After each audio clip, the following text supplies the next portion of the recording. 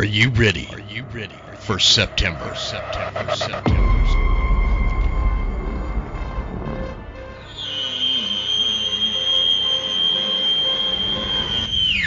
Because it's coming.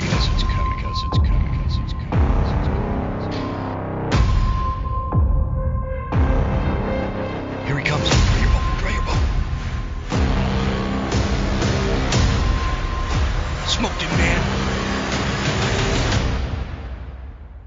Welcome to the next installment of the School of September series, brought to you by the Western Huntsman Podcast, in conjunction and partnership with Phelps Game Calls and Scree Extreme Mountain Gear.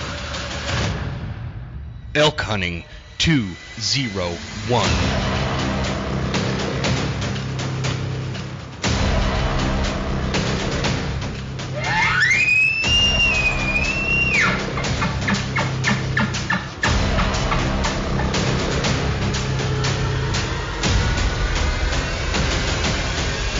Class is in session. Ladies and gentlemen. All right. Hey, guys, this is Jim Huntsman coming at you from the Broken Tine studio right here in Clark Fork, Idaho. Welcome to this installment of the School of September, brought to you by the Western Huntsman Podcast. Glad you guys are here. I got a great episode lined up for you today. We're going to be talking about some elk strategy, and we are going to be talking about shot IQ and how to become a better and more proficient shooter, whether we're talking, archery or rifle.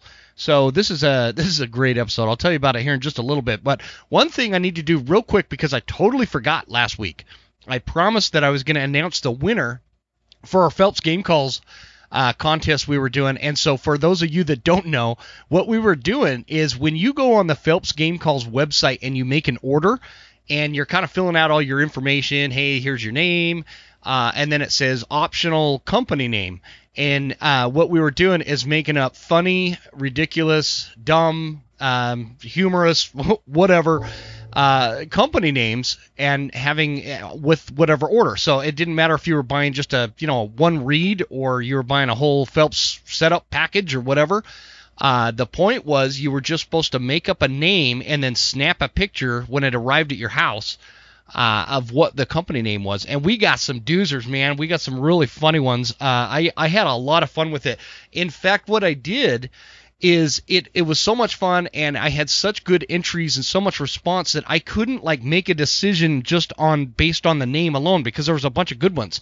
So I put it in my randomizer, and that selected the winner for me. So it was like a drawing. So everybody had the same odds, with the exception of some people made multiple orders and with multiple different fake company names and sent them in. They actually were in there a little bit more often. So they had 2 or 3 drawings depending on how many times they made that purchase. So anyway, the point being is I did pick out a winner, and we are in good shape here. I'm going to announce it right now because, again, last week I was recording and getting ready to do the announcement and all this stuff. I got super busy because we just moved out to bare land here, and it is just one thing after another, and I totally forgot to announce a winner. So I apologize about that, guys. The winner for the Phelps Game Calls package is Victor Gonzalez. And the name that, again, which played no effect on who won or not, this was just a random drawing, but it's pretty good. His fake company name is Charlie Smith's Elk Hunting Tutor. And so we had a bunch of really good ones, guys. Bob Lagasa, that was naughty, sir, if you're listening. That name you sent in, I choked on my coffee when I saw that one. There was a lot of really good ones. Nate Davenport sent in a couple of really good ones. And just I appreciate everybody for participating. That was a lot of fun. It helped us because you guys were using the promo code. So that shows Phelps Game Calls that, it means something to be a sponsor on this show. So we appreciate that. And it helped Phelps Game Calls because they were able to sell some more calls. And it helped you guys because whether you won or not, you got some really good calls out of the deal at a discounted price. So Victor Gonzalez, you, my friend, are the winner of this competition. in this contest. So go ahead and send me an email, jim@thewesternhuntsman.com. That is jim@thewesternhuntsman.com. Send me your email, or send me an email with your address, and I will get a Phelps Game Call package sent out to you. Also, if you have a specific bugle tube on the website that you like and you want over another one, because they have multiple options, put that in your email as well. So I'm going to send you a bugle tube and some other stuff. So congratulations, Victor. I appreciate you participating. That was a lot of fun. Loved seeing everybody's responses and all the reactions we got when we'd post them on social media. We're going to do something like that again in the future. So cool. Guys, this episode for the School of September for July of 2021, I've got Joel Turner. Joel Turner is he is a SWAT team member. He's in law enforcement. He's a cop. He's a trainer. He's a firearms instructor. This guy knows his stuff. He's an elk slayer. All the things that we talk about we're kind of focusing in on this episode on two key areas: a strategy that he uses that is very, very effective to call in a bull, and also shot placement and how to become a better shot archer. Or rifle. This stuff applies to both archery and rifle equipment, so it doesn't matter. So without further ado, let's get into it with Joel Turner.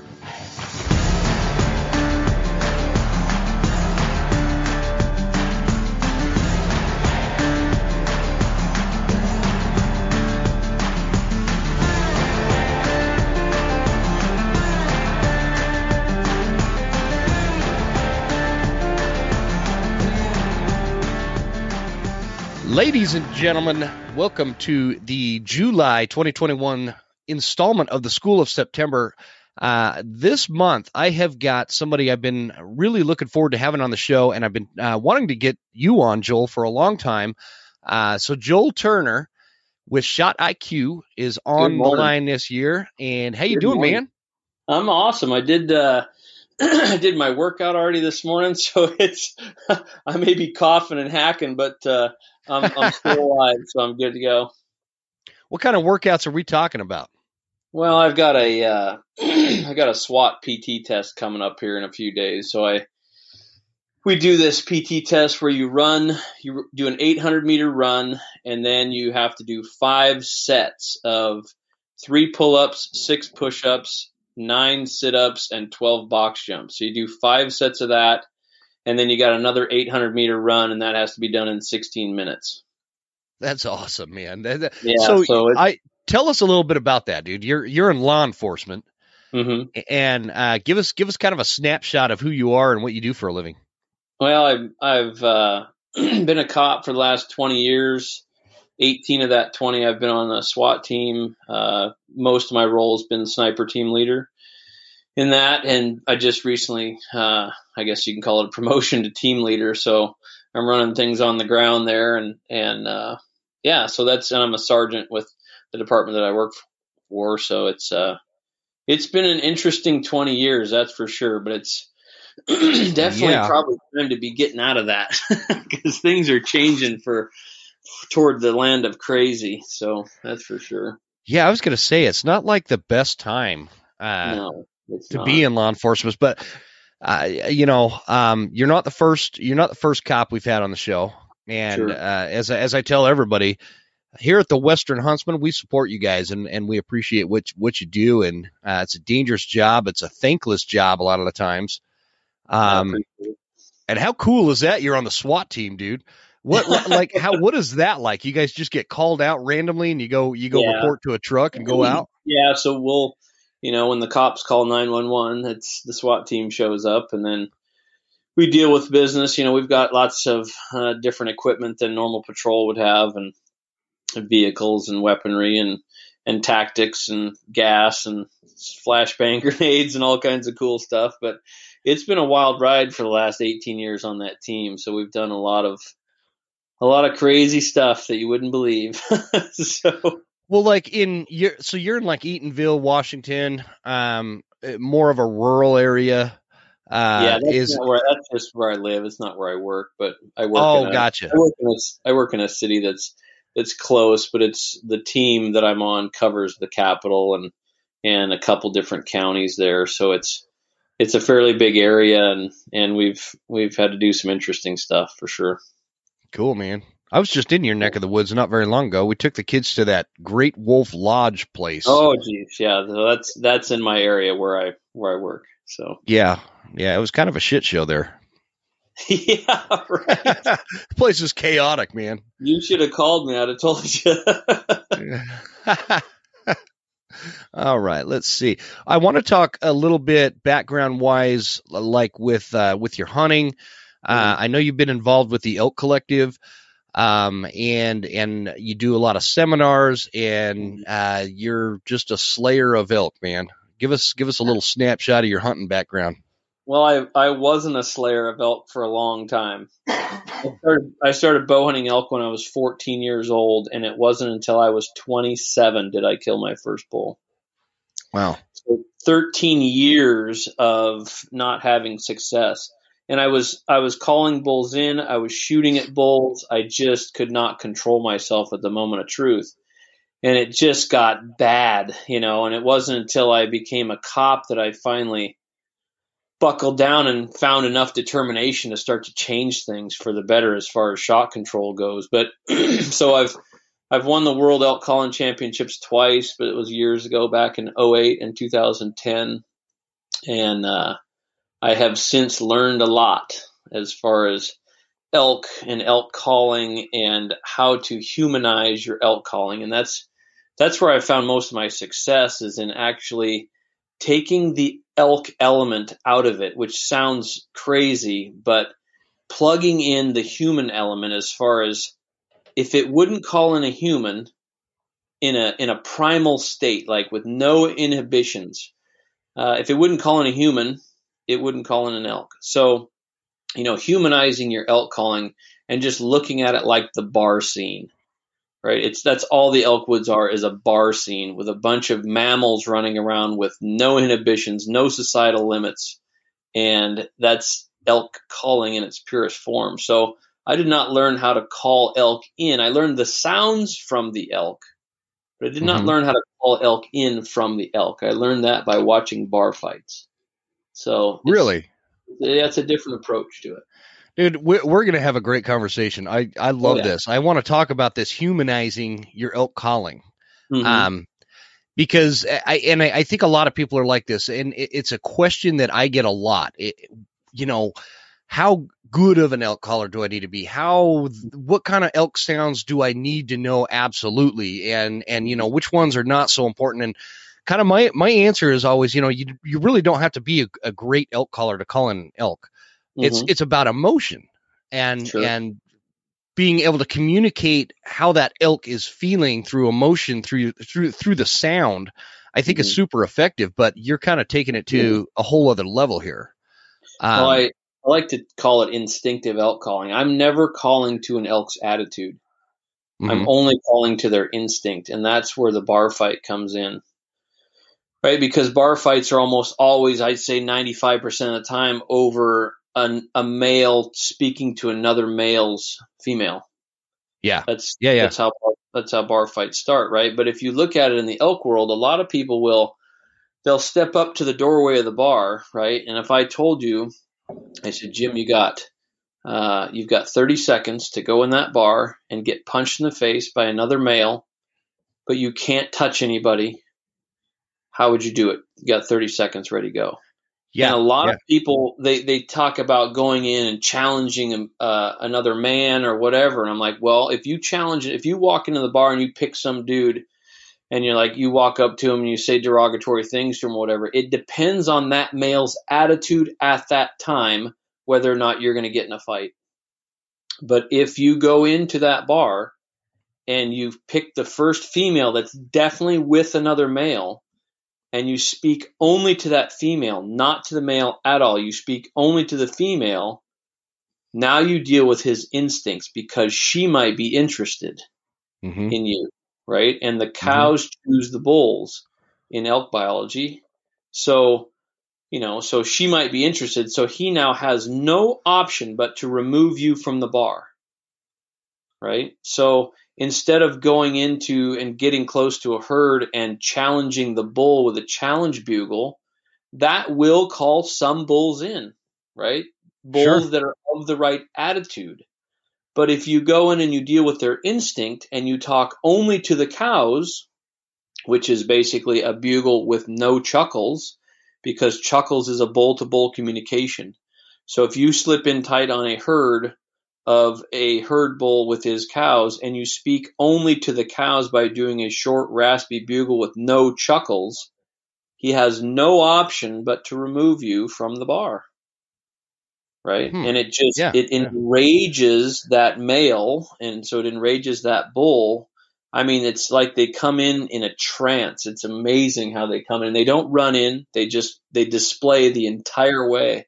A lot of times they'll rake a tree, do whatever. You think about that in terms of human behavior. If you've got one dude standing on one side of the parking lot and another guy with his wife standing at the other side of the parking lot, and this dude starts yelling at the other guy's wife, well, this guy, what's the first thing he's going to do? He's going to yell back, right? Yeah. Yeah. So that's that bull bugling back you with probably a challenge bugle. It's probably going to be big, raspy, nasty with a bunch of chuckle chain on the end of it. So, but then if you continue to speak to her, here he comes across the parking lot. And the cool thing about using this bull calling cows bugle is there's no hang up spot. There's no what spot? There's no hang up spot. The bulls gotcha. don't hang up, right? Like if you're calf calling a bull in, he's only going to come as far as he should be able to see that calf, right? Uh-huh. But if you do the bull calling cows bugle, they come all the way. I mean, it's amazing. They come right up to you to kill you, basically. And I want to. Oh, go ahead. ahead. Go ahead. I cut you off. Well, it's just, I've had human males walk past me when I'm standing there in full uniform and walk within feet of me to get to another male that was speaking inappropriately to their female. There's no hang up spot. It completely enrages the bull, and it's amazing how it works. So. See, this is what I love about doing podcasts, man, is we have different perspectives from, you can relate this and see this through the lens of being in law enforcement and human nature, and then translate that to the elk woods. And just for clarification, when we're talking about like humanizing your elk calling, I know you are out in some big ass Roosevelt country, right? Right. How does this relate or translate to Rockies? Exactly the same. It does. I mean, I Okay. hunt all over the West, so in fact, Roosevelts and Cascade Roosevelts are way easier, in my opinion, to call in than Rocky Bulls. But I mean, I normally don't hunt around here in Washington. I usually hunt other states. So. Okay. So with that said, I want to talk about, because on a lot of these episodes we've covered, okay, how are we going to find elk? How are we going to locate elk? How are we going to close the distance? How are we going to do all this? Let's say we're out there and we have located a bull. We know the bull, whether through vocalization or visually, we know there's a bull within, let's say 500 yards or so. He's got some cows. And can you walk us through what you do at that point? And in this, from the sense of humanizing the calling, and we're in some dark timber or whatever, take us from there. You're within 500 yards. You know a bull's there, and you're going to humanize this calling sequence or whatever. And I don't know. I told you I'm recording in my hunting trailer here, and I'm my hand gestures. I'm not used to where my mic stand is. So I keep slamming into it. So sorry about the noises. But anyways, take us from there. Does that make sense how I asked that? Oh, yeah, absolutely. So what I will do is, I've got a bull 500 yards away. He's down in a canyon. He's somewhere. I don't exactly know where he's at, but I did a location bugle. Now, I don't do location bugles after daylight because elk don't normally do that. So if I located him with a location bugle, very high frequency, no chuckles on it, right? So I'm just telling him where I'm at so that he tells me where he's at. Because that's just bulls checking on one another and actually warning one another to keep, you stay out of my canyon, I'll stay out of yours type of thing. But they don't do that after daylight normally. Okay. So after daylight, you're listening to roundup bugles and other things, but you're not listening to location type bugles. So we've located this bull. He's down in the canyon. Our next job is to figure out if he's got cows or not. Now, you told me that he does have cows. Maybe we saw that. Maybe we heard that through vocalizations. Maybe we heard some glunking. Maybe we heard some tending bugles. Maybe we heard some cows mewing, whatever it may be. We know this bull's got cows. Mm-hmm. So my next job is just to get closer, right? I don't need to make any more noise. I just get closer. And then when I need to relocate this bull, humanizing this elk calling, what is the sound that would clear any room, right, in the human world? If there was a dude out there yelling in the parking lot and you're in an office building, everybody's going to look out the window, but they're going to be very suspicious. What's this crazy guy doing, right? Same thing if you had an adult female that was screaming outside of an office building. You're not going to empty the building this way. But if there was a screaming baby in the parking lot, the building would clear, right? Mm-hmm. So humanizing this elk calling, and when I need to relocate this bull, always I don't make in the woods ever. I never make mature cow sounds anymore because cows hate other cows. When is the last time? And they get out of there. When's the last time a bunch of human females got together and talked nicely about another female that wants to procreate with their man that they've chosen? Yeah. That doesn't exactly. happen. Right? So you got to keep the biology out of it, right? So calf sounds to relocate. And that bull's going to bugle back to you. He's going to do that short, raspy, no chuckles bugle back to you because he's trying to call you into the herd. Well, you've just relocated him now. So, and if you know that he's got cows, my next job is to simply hunt the cows.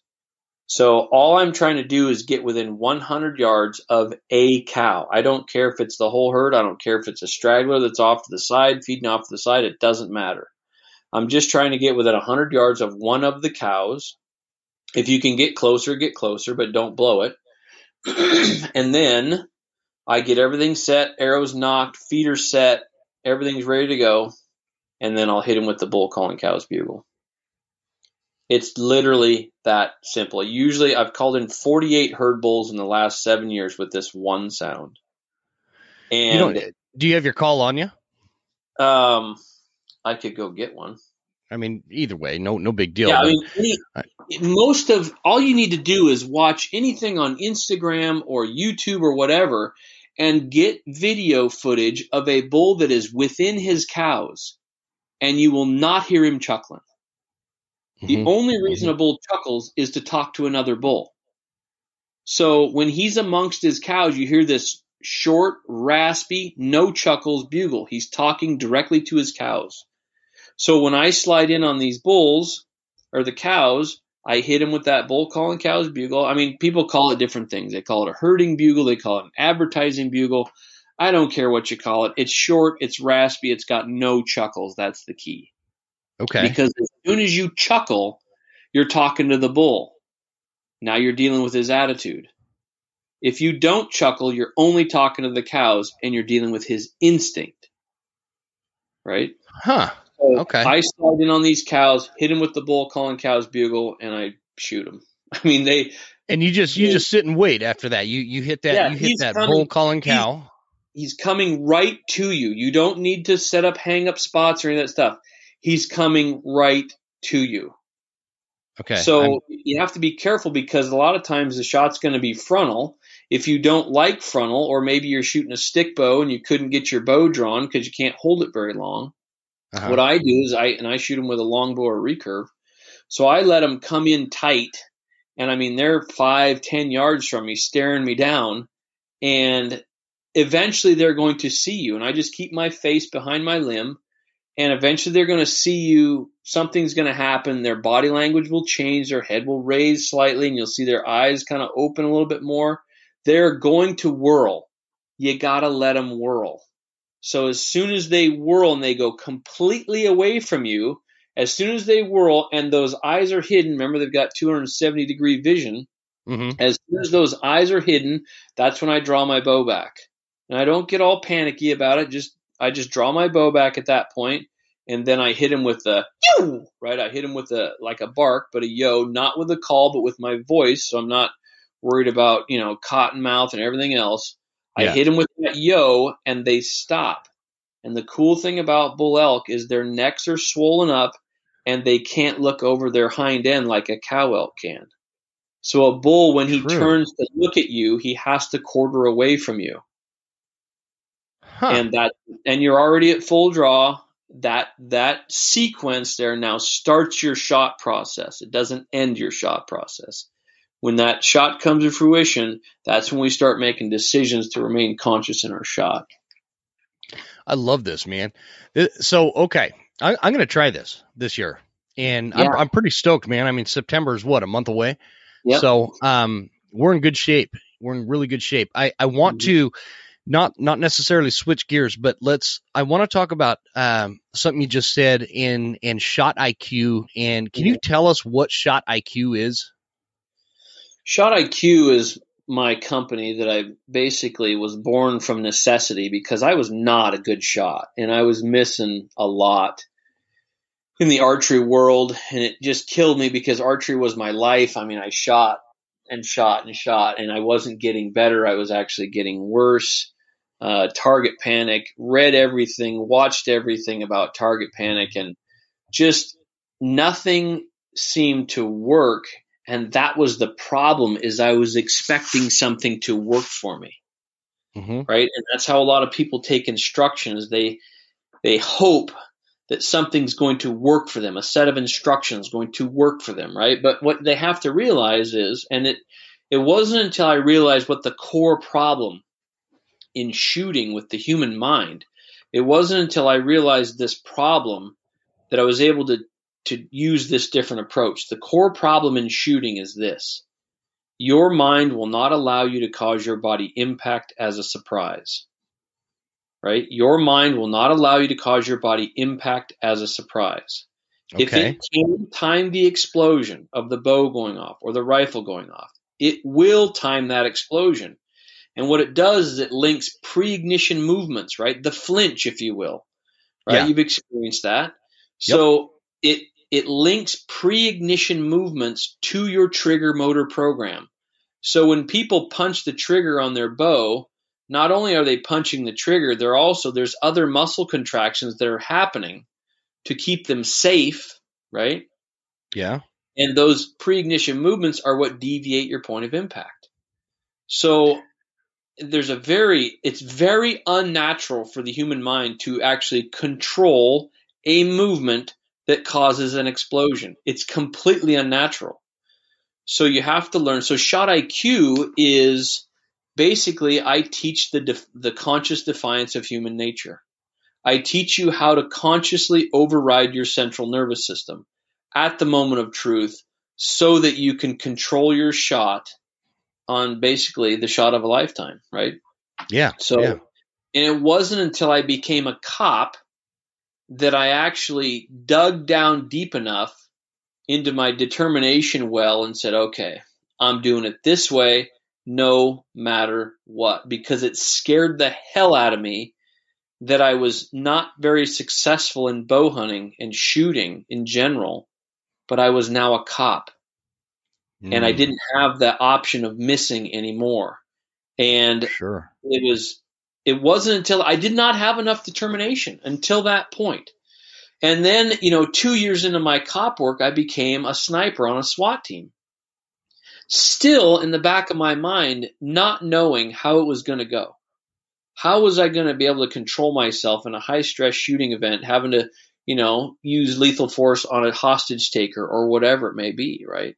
Mm-hmm. So that's when I went, okay, I got to figure this out. Well, at that same time, 2 years into my law enforcement career, I became a firearms instructor because I started to be able to figure out my own control, but I had to be able to relay that control to somebody else. How could I get a cop that are notoriously bad shots, right? Yeah. How could I get a cop to concentrate on a trigger press when it's the only thing that would save their life, the life of another, or stop that fight? And that was my challenge. And so I became a firearms instructor. I became a firearms instructor at the academy, and the academy afforded me the opportunity to use recruits for experiments, right? How am I going Yeah. to get recruit the most nervous one in the class that's yanking the trigger so bad that the bullets are hitting the floor? And I Right. want to clarify with that, Joel, for people listening, I think, and correct me if I'm wrong, but a lot of what you're referring to is everybody's been behind a rifle and they're about to pull the trigger on a target, Mhm. and it's Right. like they flinch right before the trigger pulls, and it moves your sight alignment and everything out of whack, right? Yeah, absolutely. And so I'm just trying to simplify it.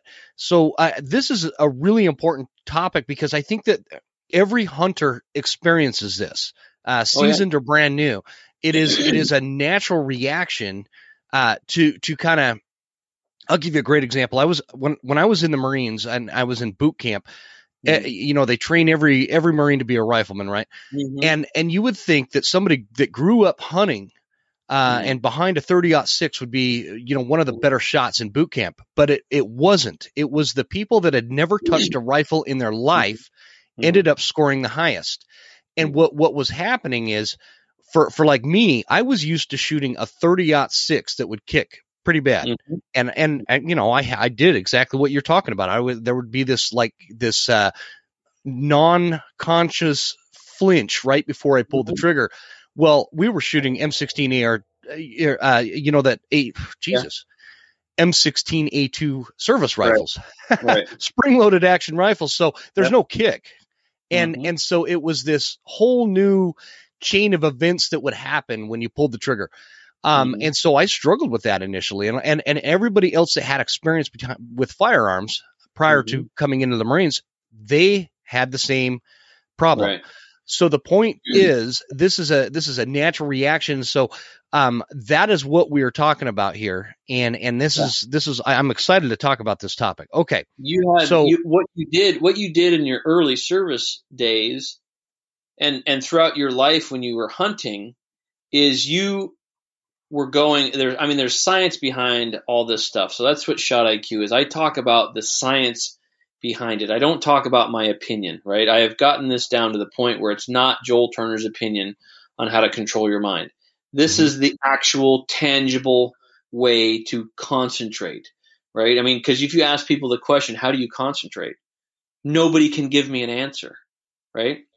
Even though they mhm, may be good at it and they've told other people to concentrate, they can't tell me how to do it, right? So basically, what you did in your early days of hunting and in your early service days is you were practicing your own failure. Every time you shot that rifle and you punched the trigger just a little bit, right? And you did it. You oh, actually absolutely, you practiced your own failure at a moment of truth. And that's what scared the crap out of me, right? Because I mhm, didn't know. Now I know exactly how I'm going to control my shot every time for the rest of my life, no matter what, no matter where I go, who's watching, it doesn't matter, right? mhm, So that's what most people do. And it's funny because I replied to there was a post the other day on Instagram and I replied about how much trigger punching was going on in this video because it was like 5 or 6 different archers that were one video clip after another, and they're all just punching the crap out of the trigger, and I'm like, please stop practicing your own failure, and there was some offense taken to that, and but I mean, if I didn't word it like that, right? Like, uh-huh, if I didn't word it like that and maybe get these people pissed off just a little bit, they're never going to change because their determination level is obviously not high enough. mhm, So if, whatever it may be, like if you come to one of my clinics, the first thing you do is you shoot by yourself in front of the whole crowd. And you've got me there ragging on you the whole time, right? And if you have a weak system, I will break you, right? And you'll get up there and you'll punch the trigger and you'll practice your own failure once again. But by the 4 hours later or 3 hours later, no matter what I do to you, if you're in front of the crowd, if I'm tapping on your head, whatever it may be, it makes you stronger, because now you know how to use stress to make you stronger. You know how to use that screaming bull elk in front of you at 10 yards. You know how to allow that bull to make you stronger. And it is a very powerful feeling when you actually gain control of this.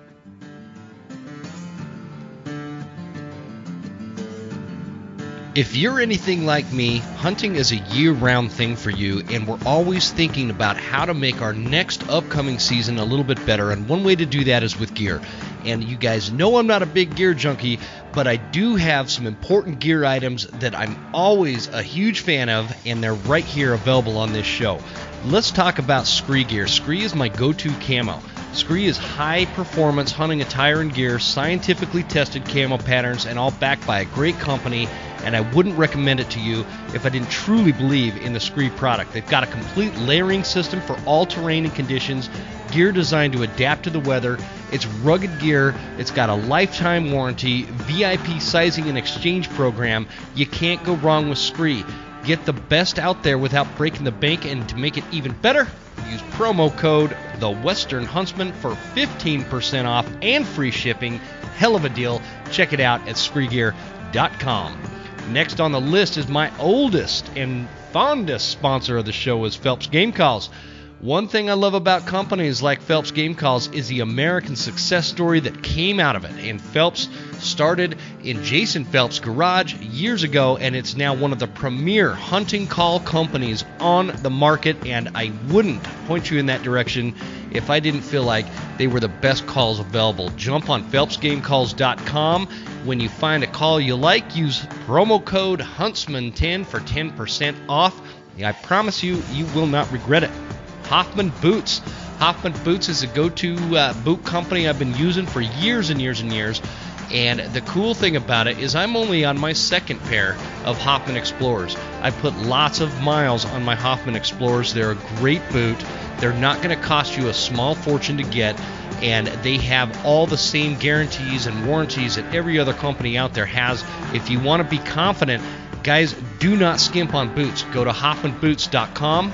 Get you a pair of, for me, I like the 8-inch Explorers, but they also have the 6-inch. They have all sorts of different options. Check it out at HoffmanBoots.com and use promo code Huntsman10, all caps lock, for 10% off. And last but not least is Tacticam. Are you interested in filming your hunt? And are you interested in helping with conservation efforts throughout the North American continent? Well, then I got a deal for you. Tacticam is a point-of-view type kind of camera that records in 4G. They also have other products like the Film Through Scope, the FTS, and you attach that to your rifle scope and you can film your shot right there. And they have the mounts for your shoulder, for your head. You can mount it to your bow. You can mount it to wherever and whatever you want. Lots of versatility with the Tacticam. Other products include, but are not limited to, the fisheye camera.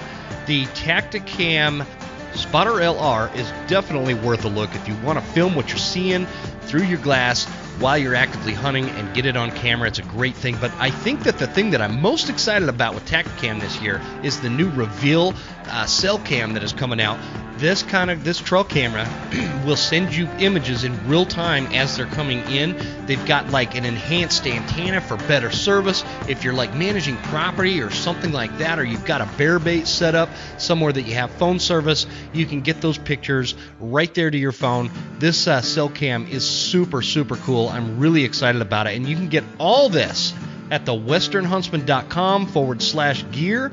Go to the gear shop. You'll find all the Tacticam stuff right there. Best pricing out there on it. And what happens is we split the profitable revenue from these sales of the Tacticam gear, and half of it goes to conservation efforts, which vary depending on what quarter of the year it is. Right now we're raising money and trying to get some money over to Sportsman's Alliance. It's a great cause, and that is what's going to go down when you shop for Tacticam gear at thewesternhuntsman.com. So go over there and check it out and get you a camera. Guys, let's get back into it. I sure appreciate it. I would love to come to one of these seminars, or have you come out and come out to North Idaho and do one out here, because Yeah. I know we'd have some takers for sure. But and we were talking before I hit record, and for anybody that's got any history listening to this podcast, I'm not going to go through the whole story for the 20th time. But last year I put an arrow through a bull that was just a textbook call in. Everything just seemed perfect, but something happened, man. When that it was a complete pass through, and I never found this bull. And I don't ever want to do that again. And I feel like I either choked my shot or which is the most likely thing. And like you said, punch the trigger. And I never want to do that again.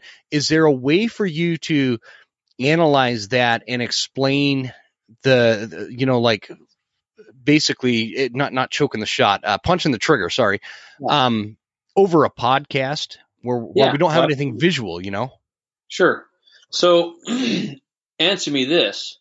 In your shooting, like if you were to go out and shoot your bow in your backyard right now, do you work on perfect trigger movement or do you shoot arrows? I would say, in full disclosure, that I probably just shoot arrows. I don't focus on my trigger control with a bow. That's 99 or 95+% of archers. They shoot arrows to get better at shooting. When that's not the true skill. The true skill is in finding your determination. The true skill is then taking that determination and making a decision to shoot this one shot with perfect trigger movement, no matter what. And you know what that perfect trigger movement is, but you have trouble attaining it at this point because you don't know the science, right? Yep. And what those decisions do for us, when we make those decisions at specific moments in the shot, it increases our presence. Like, when was the last time that you you put your pin on the target, and then you put your finger on the trigger, and then you said, "Here I go"? Never. I've never done it like that. You've never done that, so you've never been present enough to concentrate. Right? What I just listed are the 4 fundamentals of precision shooting. Determination leads to decisions. Your decisions lead to presence, and your presence leads to concentration. Okay, I want to break that down, and I want to put it in the context of Joel. Like well, let me put it to you this way. I do both. I hunt with rifles. I hunt with bows. I've been bow hunting. Gosh, I'm getting old, man. I'm going on like 15 plus years bow hunting, right? And I've always considered myself a pretty decent archer. I've never been like, competition winning kind of archer. But I've always been pretty proficient. Now with a rifle, when you're talking about what you were just saying with trigger control and having this process behind the rifle, I feel like I have that. And that comes out of my training from the military. I focus on that trigger control, and I make it so that the shot is almost a surprise, because the pressure that I'm applying, and I rarely miss with my rifle. Right. But you never blueprinted it. I never did blueprint. No. Most people do it with a rifle because they understand that if they do punch the trigger, they're never going to hit that buck at 450 yards. And I think that it's more mechanical on a rifle, if that makes sense. Like when you say I've never blueprinted it, I've never defined it like that. But it's very mechanical. It's a very mechanical process. I know how to line up the rifle and apply the right pressure and blah blah blah. I can go through it, the steps. But the point I'm trying to make is, how do I translate that to bow hunting? And I want to walk through the 4 steps that you were talking about, because I feel like I have a lot of room for improvement. And I know a lot of people listening, they've never heard this kind of stuff before, and they have a lot of room for improvement as well. Sure. So the reason it's so much easier with a rifle, and you found that you could get into a process easier with a rifle, is because your body is not in tension. Right? When you're laying behind a rifle, your body is not in tension. When you are at full draw with a bow, Your body, your whole body is in tension. Your core, your shoulders, your arms, your hands, everything is in tension, and your mind wants to get rid of that tension, and it wants to know exactly when it's going to happen. Now, if you take a rifle, it wants to know when the recoil is going to happen, therefore the flinch. But if you Sure. were to, like, let's say you take somebody and you hand them an .06, right? Okay, so it's going to have some recoil to it, and this person has shot a little bit to the point where they know at least that it's going to go bingo and it's going to recoil and all that stuff. So you hand them that rifle, but you don't take the safety off, right? And okay, it's good to go. And you watch the body just completely contract and flinch and all that stuff, and they'll be embarrassed, right? And they're like, oh God, I don't want to do that again. And then instantly you take the safety off, and the next shot, when they actually shoot this, they're 1,000 times more conscious about what they're doing, right? Yep. So much easier to get into this process with a rifle. That's so true. I've never heard anybody actually describe it like that. Yeah, super accurate. When you take it to a bow, you have mediocre success. When you draw a bow back and you put the pin on, you punch the trigger, you have mediocre success, right? I mean, and most people stay there. They plateau within the first month of shooting, and they never get better for the rest of their life. In fact, they actually get worse because the mind is always trying to push them toward efficiency, right? And it's not efficient for you to have your pin on the target and not punch the trigger. For you to actually have a pause in there where you're watching your pin and letting it float, and then putting your finger on the trigger, and then making a decision to do a movement that's slow enough you could stop it anywhere within it. Because your rifle trigger work, I guarantee if you're doing it right, which I imagine you are, you could stop. You are so keenly concentrated on your trigger press that you could stop it anywhere within it. Yep. Right? That's a no-brainer. That means you're working what's called a closed-loop control system. Slow enough you could stop it. But if you were in a gunfight at 5 yards, your trigger work wouldn't be slow, it would be fast, right? It would be at a rate that you could not stop. And that's exactly the same rate at which most people punch the trigger. So if you watch people punch a trigger on a bow, it is way too fast. The motor program that gets sent, the trigger motor program gets sent, and all these other muscle contractions get sent along with it in the same neural pathway. So it's this trigger punch, grab the bow, close the eyes. It's all kinds of stuff that happens. And we practice it. People practice their own failure. Every time they punch the trigger, they make themselves more and more and more efficient, to the point where a lot of people don't even get their pin to the target before they punch the trigger, and it jumps the pin to the target, or drops the pin to the target and punches the trigger at the same time, because it wants to know when the explosion's going to happen. And we practice it all the time instead of practicing the true skills, the fundamentals of precision shooting: determination, decisions, presence, and concentration. So go ahead. Can we break that down, starting with determination? What do you mean by determination? Well, there's got to be, at some point, you have to get pissed off enough, like what I did with these folks on Instagram the other day. At some point, you have to be pissed off enough to go, I'm not doing it like this anymore. I'm at that point. I am at that point. Yeah, and a lot of people are there, but you have to turn that determination, because that's determination, right? And I found it in 2008 at full draw on a hog, when I had missed so many shots on this hunt. I drew my bow back with the same anxiety and the same knowledge I wasn't on target, and I wasn't going to get through my clicker on my longbow. It was just a mental mess. And this is all happening at full draw, at 20 yards on a hog. And I'm like, I am not doing this anymore. So I let the shot down. And that was my turning point. That was the point at which it meant more to me to stay in my shot process than to kill the hog. And until you reach that point, you are in Wonderland. You wonder how it's going to go. Like if you didn't have this conversation with me right now, you would go into elk season wondering whether or not you're going to control your shot. Yep. And if you wonder, you've already lost. You have to know, you have to have the knowledge of how you are going to control your shot. And the fact that you are going to control your shot no matter what. So that's the determination piece. And so people got to look back in their history of failure or maybe success.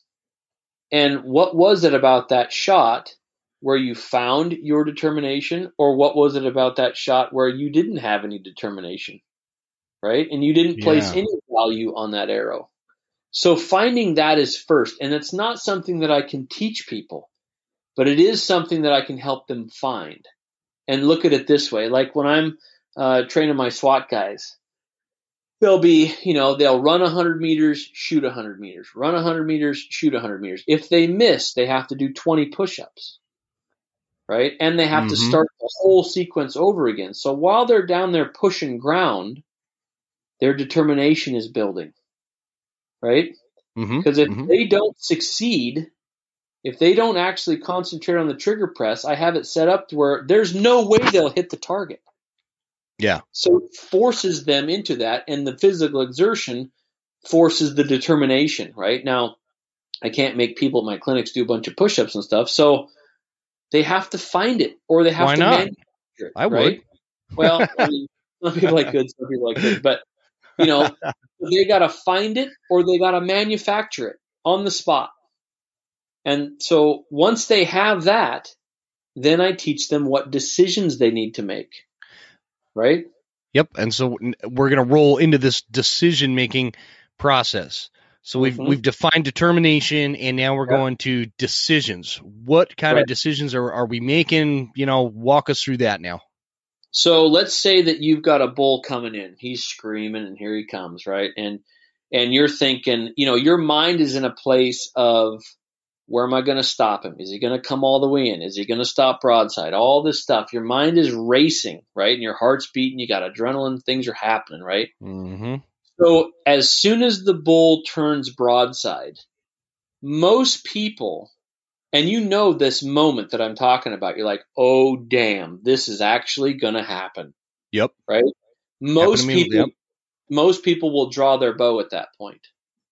If you draw your bow and you have not decided to shoot the shot with control already, then you are shooting from Wonderland, and you are shooting with autopilot, and you don't remember what pin to put on it. You don't remember to look through your peep sight, and you're going to punch the trigger. It's a nasty recipe, right? Yeah, so, for sure. But if when this bull's coming in and he turns broadside, or when you go to draw your bow back, before you draw your bow, you make a decision. Like, I'm going to shoot this shot with control no matter what. If you make that decision, then the door opens to your shot process. If you never make that decision, the door remains closed and you never even get into your shot process. Okay. I hate cutting you off. Let's talk about that just real quick. You are mentally saying to yourself, prior to drawing your bow, that I am going to shoot this bull.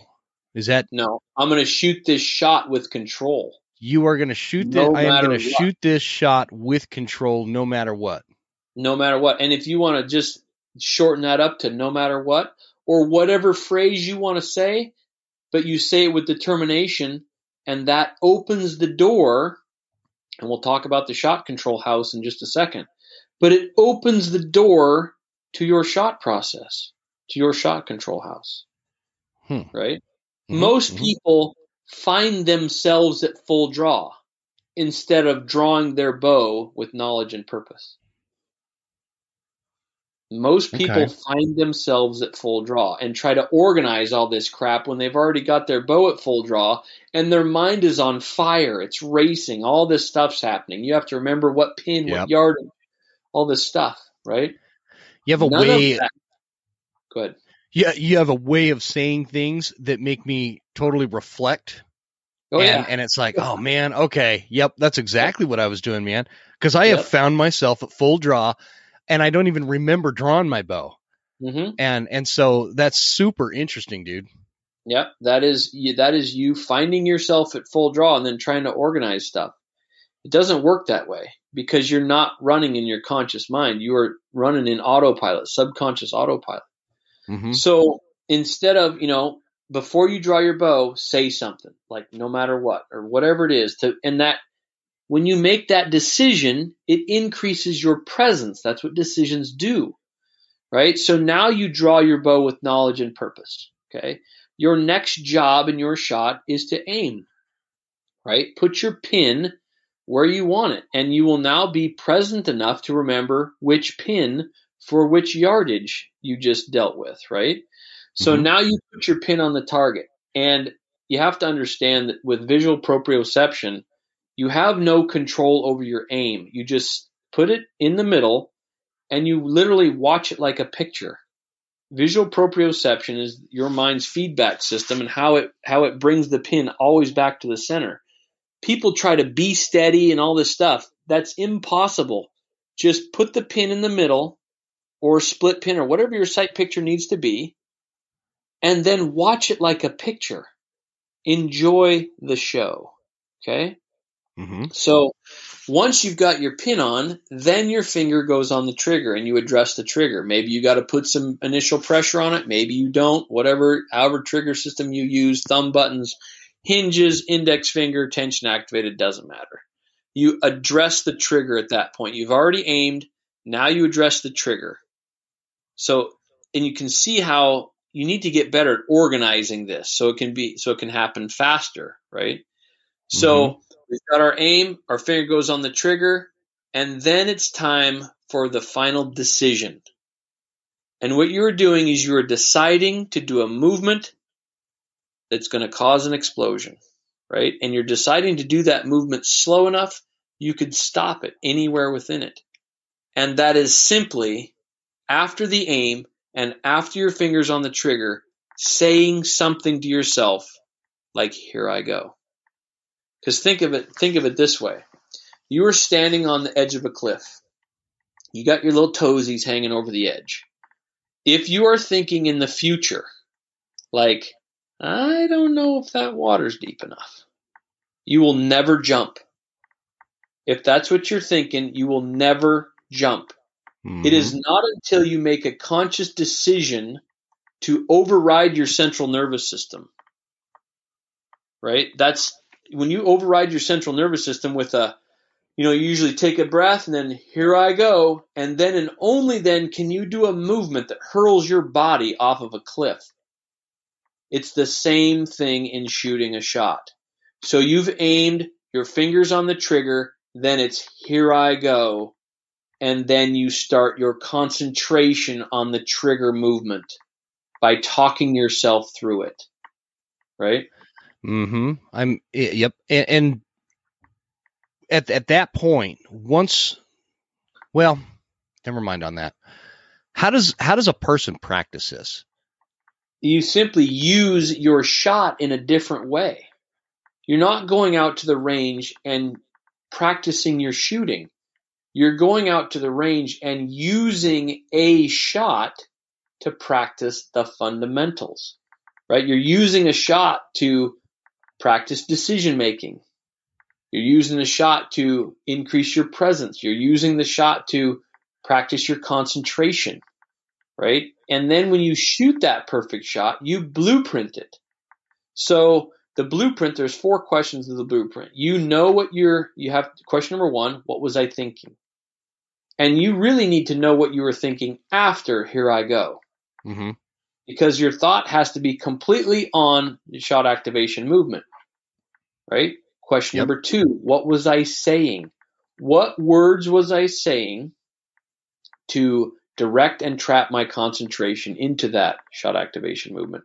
Like, was it after here I go? Is it pull? Is it keep pulling, keep pulling, keep pulling? Is it a hum? Is it go? I don't care what it is. It just has to be smooth and rhythmic. At the point of pulling the trigger. How you speak is how you move. Okay. Right? Okay. That makes sense. Your conscious mind, you're using words to direct and trap concentration, right? Okay. So question number 3, so we got question number 1, what was I thinking? After here I go. Question number 2, what was I saying to direct and trap my concentration? Question number 3, could I have stopped it? Was I so keenly concentrated on my trigger movement that I could have stopped it anywhere within it? Mm-hmm. And if you can say yes to that, that means that you were determined enough to make a decision so that you were present, so that you could concentrate. God, this right? is awesome. This is awesome. I'm Very- excited, man.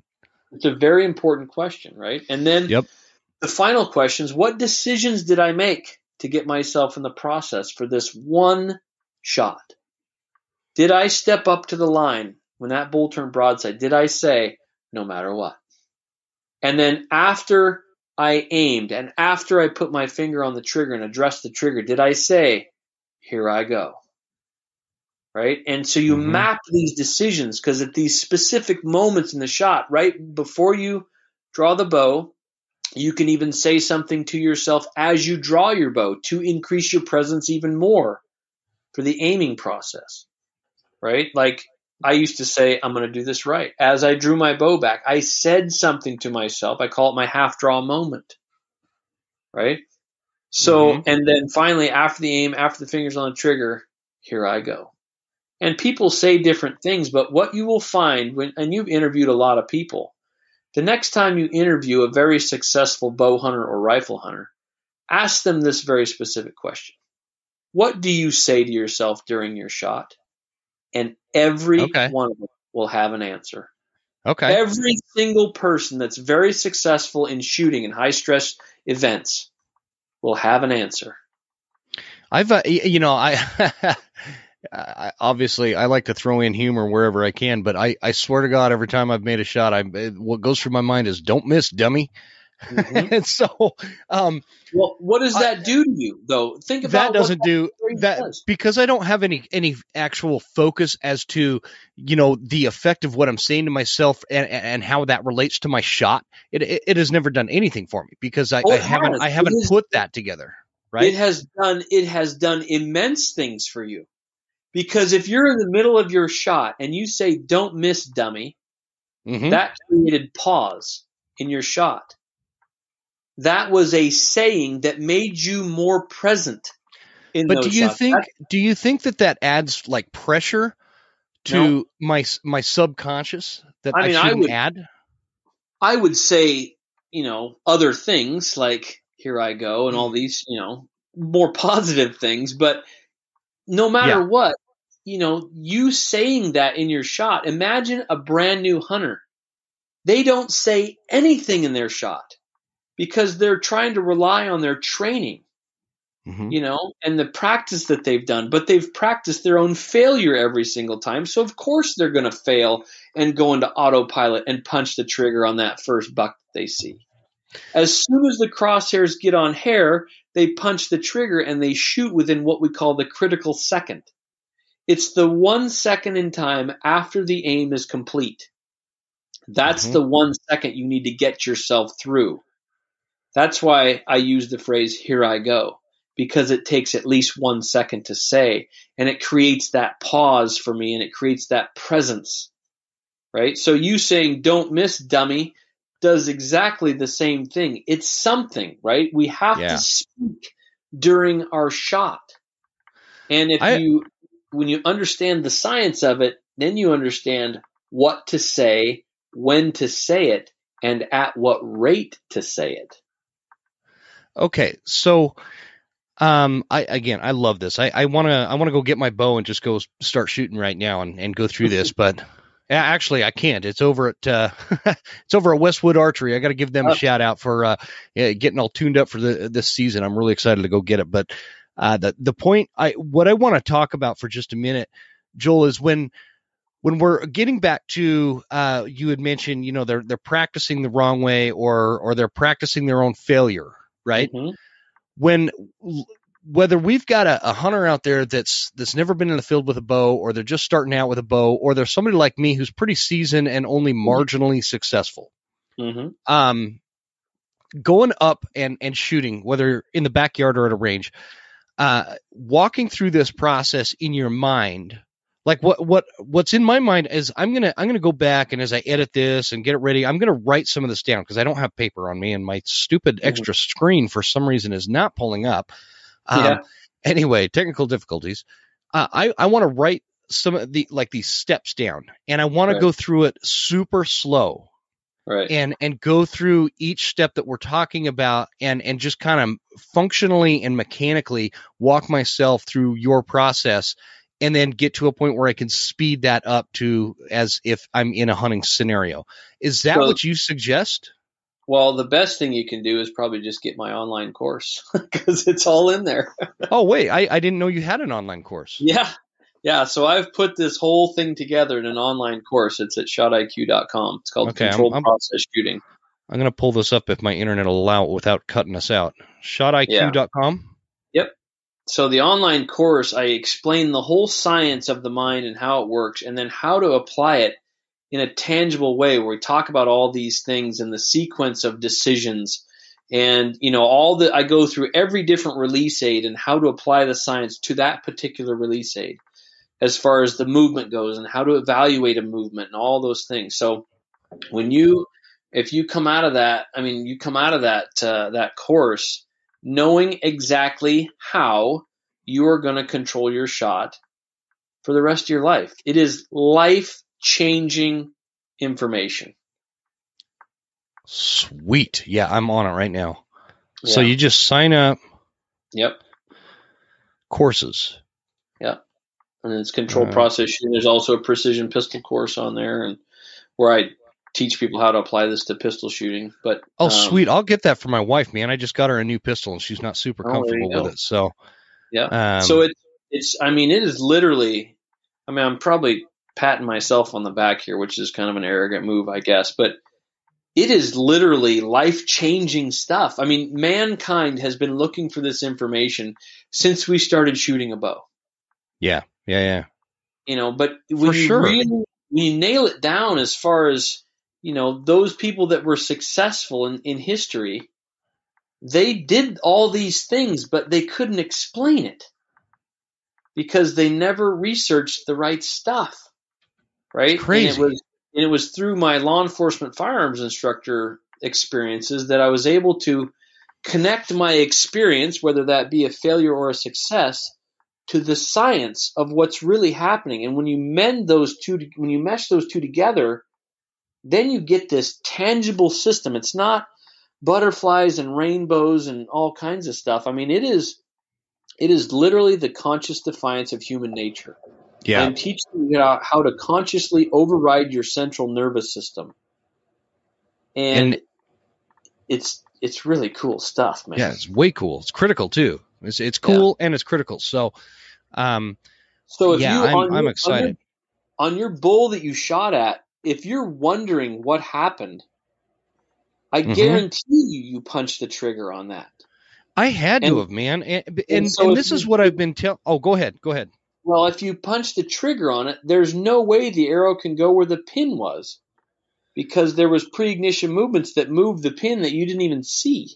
And he was standing like a statue. He wasn't moving. And my trouble with it is when I go back and I replay it in my mind, it's like I can't think of what I did that I would change were I in that same situation again. Does that make sense? And so that's, I think, what bothers me. Like I've made shots in the past where it's like, oh, okay, yeah, no, I did this, I did that. Totally screwed up. In this case, I think that why I've lost so much sleep over this bull is A, he was pretty big, and B, I'm bothered by how that bull didn't die within 50 yards. I don't know what happened. He was totally broadside. You don't know where you hit him though, right? No, I don't know. I had a camera on my shoulder filming, but I didn't hit record. Answer me this: were you shooting a small 2-blade head? No. Okay. Nope. Were you shooting a 3-blade or what? Yeah, it was a 3-blade. It was the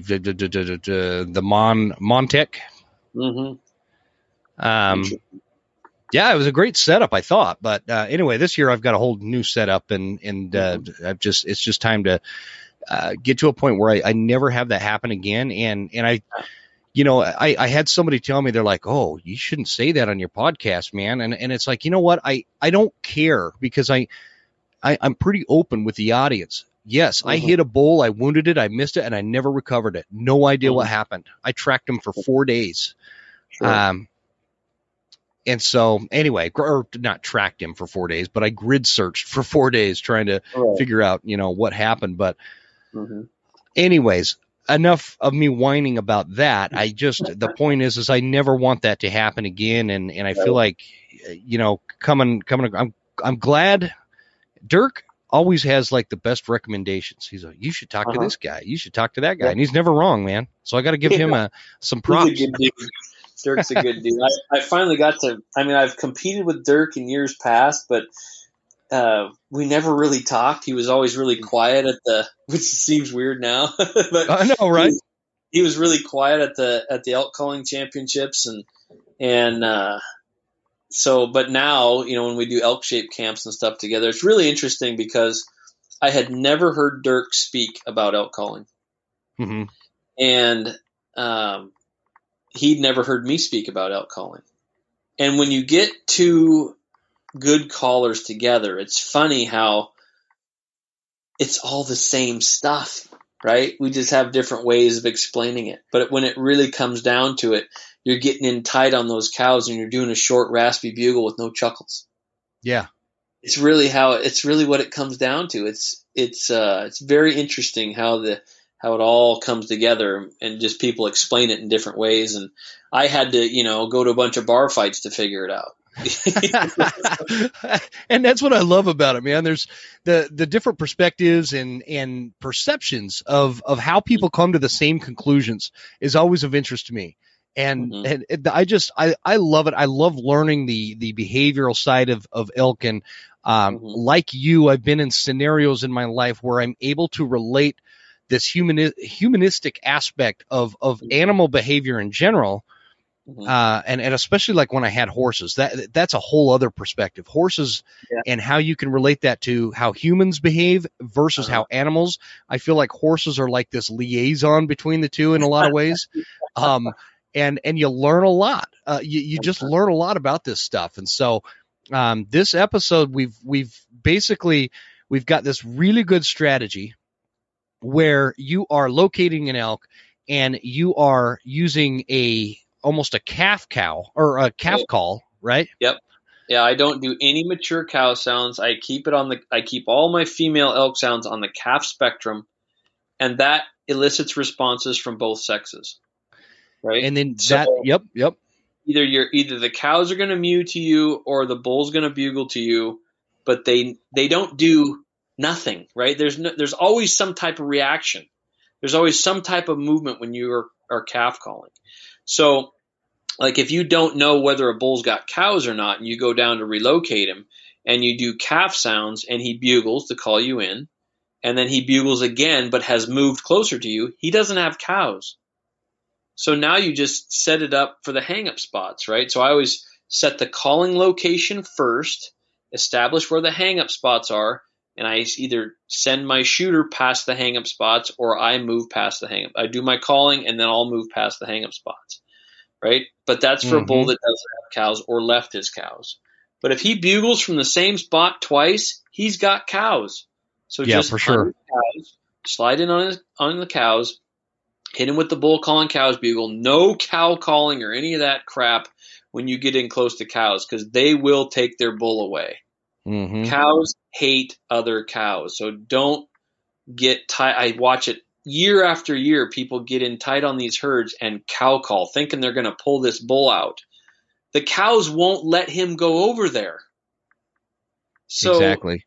They just get all suspicious and they round it all up and they move, and the bull's just following them, and people think, oh, the bull's pushing his cows out. He's not pushing those cows anywhere. The cows are leading him out. So that's the deal. And, so some sounds that you need to know how to make. Location bugles, high frequency ringing tone. calf sounds, right? Just basic calf mews. Tending bugles and glunking, right? And you can do the glunking on the tube if you want. Tending bugles are just simply moaning over the call. And that I use for midday locating, right? Like if I don't know where there's any elk, I'll do a breeding scene. I'll start with calf sounds, then I'll introduce a bull with tending bugles and some glunking. And if there is a bull that can hear that, he will bugle. So that's my midday locating strategy. And then you need to know how to do the bull calling cows bugle. Short, raspy, no chuckles. Yeah. And it doesn't have to be high quality. It just has to have no chuckles. That's the key. You talk to lots of folks that are successful in calling herd bulls in, and they're like, oh, I just use a spike bugle. Oh, well, what's your spike bugle sound like? And they do it, and it's got no chuckles at the end of it. I'm like, thank you very much. That's a bull calling cows bugle. Right? So, See, I'm gonna have to get used to that, man. I'm a chuckling fool out there. Right. And I never chuckle in the woods. There's, you talk to Dirk and Jason Phelps and other folks, and they will chuckle. Mm-hmm. But I never chuckle in the woods because I'm never talking to a bull. The bull is never the subject of my calling. I'm either talking to his cows or I'm talking to my cows. I'm never talking to him. I love it. And that's what changes that instinct. And it just, man, I call in quite a few bulls. That's a great strategy. It's not very different than what I generally do. Difference being is I'm not as lethal with a bow apparently. So I just need to, and that's what every year I have like a very keyed in focus as to one aspect of my hunting that I'm going to improve. And this year is specifically my archery shooting skills. So I love that strategy. Phelps has this new, I think they call it like the young'un calf call or something like that. I just got one. Did you try it? Yeah, it's very good. I'm not a huge open reed call fan. Me neither. But this has got the right tones. It's simple, easy to use. It's good stuff. And it's really, you have to, anytime you're doing calf sounds, that emotion that you talked about earlier is a big deal, right? Yeah. And it's, yeah. Calves don't ew, right? Elk don't do that. People want to use their lips all the time. It's not ew, it's it goes up, right? Yep. And that's the sound, but it's higher pitched. Stay on that calf spectrum, and then you're never doing a call that drives elk away. When you're doing a location bugle, right? That doesn't drive elk away. That gets them to respond. When you're doing tending bugles and glunking, that doesn't drive anything away because you're talking to your own cows or talking to your own calf, right? When you're doing calf sounds, that doesn't drive things away. It brings things in. And then the bull calling cows bugle, I mean, I've done it within 10 yards of cows and they will barely lift their head. They don't give a damn about it. Yeah, but that bull cares the world about it. So don't do sounds out there that are only dealing with attitude. Deal with instinct, and you'll have much more success in your calling. Every time I record a School of September episode, I'm always like just pumped by the end of it. I'm like, okay, I'm ready. I'm going to kill a bull. I'm going to kill like 10 bulls this year if I had that many tags. Yeah. There's so, no reason people shouldn't be killing bulls every year. And you hit on two very important things that I always like to get out of these episodes. We talked about a really good sound strategy that works very well for you, whether it's Rockies or Roosevelts or whatever. And then we moved into this shot IQ information, which I'm gonna really kind of break that down to a little bit more detailed level here on my own, because you've got this course, right. And that is pretty fantastic. So I feel like we can keep this going for another hour or two, man. Yeah, we could. We totally could. Would you come back on in the future? Oh, absolutely. Yeah, we should do that, man. I feel like we just scratched the surface of a dude that has a wealth of information that a lot of people can benefit from hearing from. So I'd love to get you back on in the future here. So that's awesome, man. I'm looking forward to kind of seeing. Oh, do you have any seminars that you want to talk about that you're doing, like in-person seminars this prior to September, or are they all booked up? Or I've got one Well, I guess this one's sold out. It's July 31st at Archer World in Vancouver. And then I do them at my residence here in Eatonville quite often. So It's just a matter of people getting a hold of me. Joel Turner at shotiq.com is my email.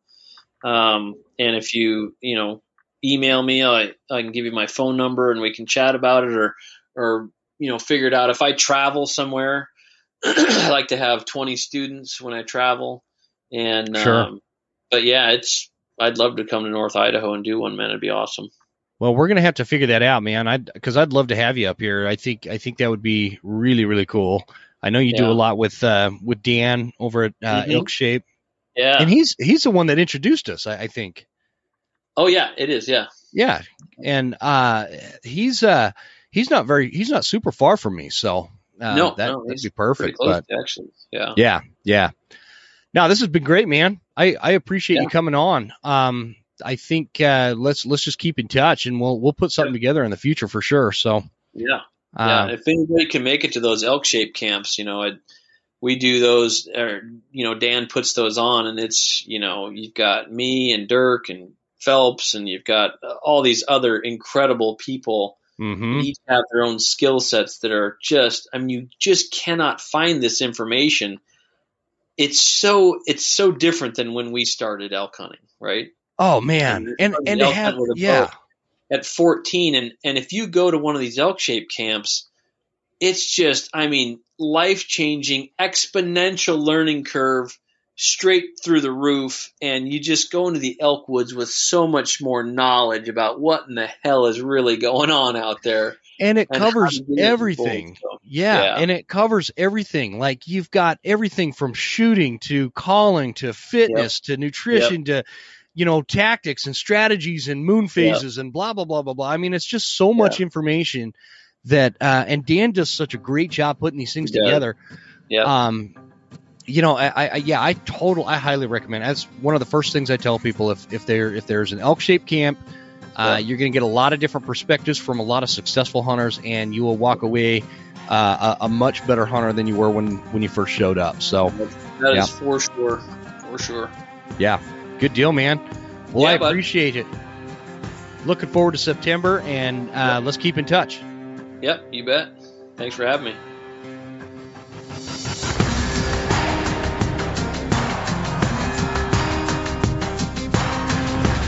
You made it all the way to the end. Thank you so much for tuning into the show. We sure appreciate your support. This is Jim Huntsman signing off and reminding you to check us out at Instagram at The Western Huntsman and on Facebook at The Western Huntsman. And you can also check out the website at thewesternhuntsman.com. Thanks again. We'll see you guys next time. Stay Western, and I'll see you on the mountain.